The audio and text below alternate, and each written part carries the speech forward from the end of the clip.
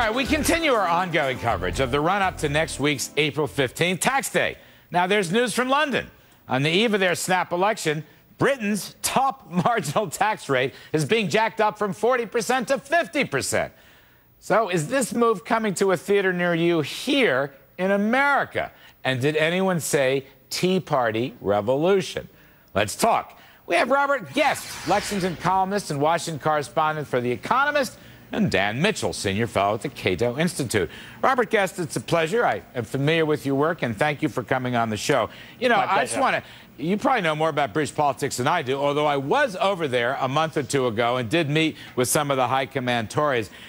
If those guys, if David Cameron and company would stand up and say, I'm going to repeal the 50% tax rate, Robert, I think they'd win by 15 points. But what's your take?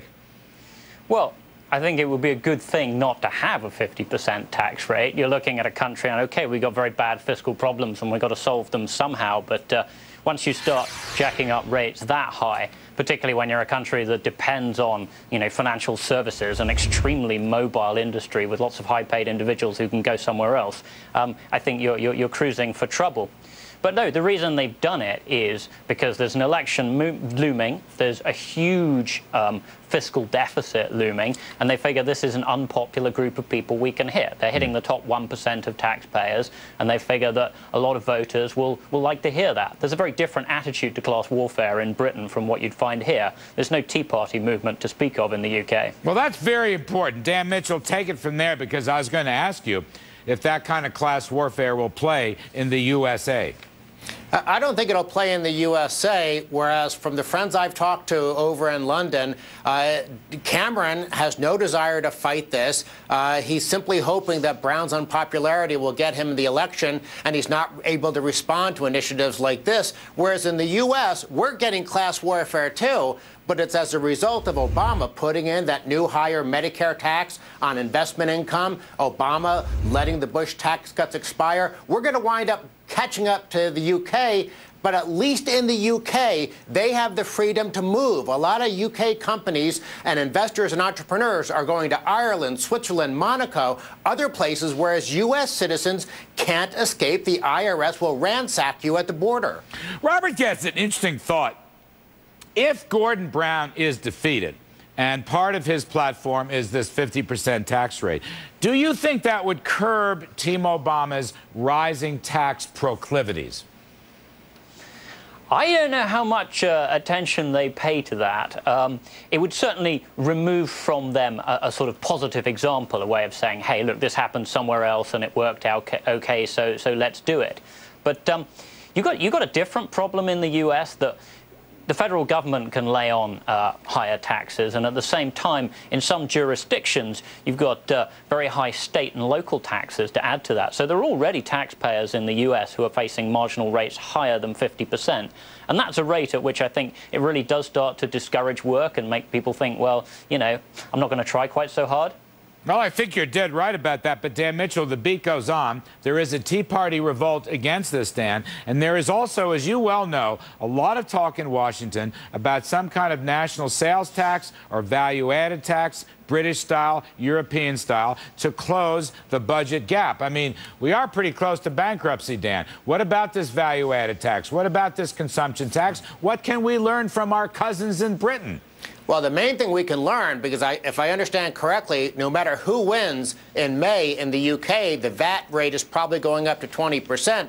But the key thing, whether you're looking at the UK, whether you're looking at Greece or Italy, putting in a VAT doesn't reduce government borrowing. It simply means they spend a lot more money, and then, as Milton Friedman taught us many years ago, politicians will spend every penny they collect, and then as much as they can think they can get away with borrowing. So if we do a VAT, Larry, you might as well shut down the show. We may as well shut down the Cato Institute, because we will be a European welfare state, and we might as well just figure out how to escape America. Well, no, we'll have lots more to talk about on the program. Robert Guest, let me ask you, the value-added tax. We've seen it in Britain. Dan says it's going to go up after the election almost no matter who wins. Do you reckon, Robert Guest, we're going to see it here in the States?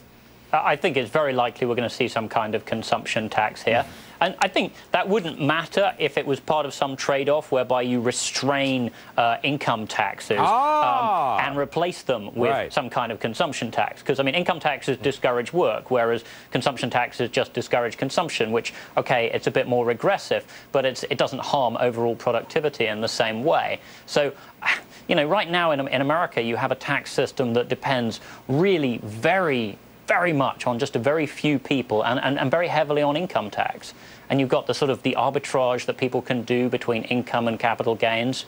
And you have far too much complexity. If I file my taxes in the UK, I just go onto the government website. It takes me a couple of hours. I put in the numbers, hit return, and they send me a bill. Whereas here, you know, I send all my numbers to an accountant. He sends me back this absolutely unreadable sheaf of documents that I don't even begin to understand. And I sign it and hope they don't throw me in jail. Robert, guess you've got to go to TurboTax, although it didn't work all that well for Tim Geithner. It has worked for other people. If the Treasury Secretary and the Commissioner of the IRS can't understand their taxes, what hope is there for me? You're absolutely right, or me. Dan Mitchell, I want to round out. Do you think, look, Robert Guest's making some excellent proposals, but if we went to a value-added tax, if this Obama-generated deficit commission generates a value-added tax or some kind of consumption tax, do you think part of those or all of those revenues would actually be used to reduce the current system of marginal tax rates, which, as you point out, whether for investment or income or payrolls, is going up? I mean, do you think that's how it'd be? Or is there going to be a consumption tax on top of all the other taxes? Well, there's no question the value-added tax that the left wants to impose on America would be on top of other taxes. The only question is whether they try to trick us in the beginning, maybe try to seduce the business community by offering some temporary lower corporate tax rate. But in the long run, let's remember one thing. What drives tax policy in Washington? Class warfare, the distribution tables. So when they put in a VAT, as Robert points out,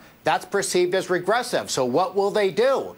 They'll increase the top tax rates to make up for the fact that the poor and middle class are getting taxed Well, they're not going to make the money. They are not going to make the extra money. The Laffer curve will kick in. The disincentives, the evasion. By the way, I'll just say this. What I heard in London in late February when I was there, Robert Guest, I got to get out, is that the UK Treasury officials were trying to whisper in the ear of a lot of the politicians that their models show you won't get much out of that 50% tax rate by the time you move offshore and have general avoidance and maybe lower work effort and investment. It just doesn't work. Anyway, Robert Guest of The Economist, thank you very much for coming on. Dan Mitchell of Cato, we appreciate the wrap-up.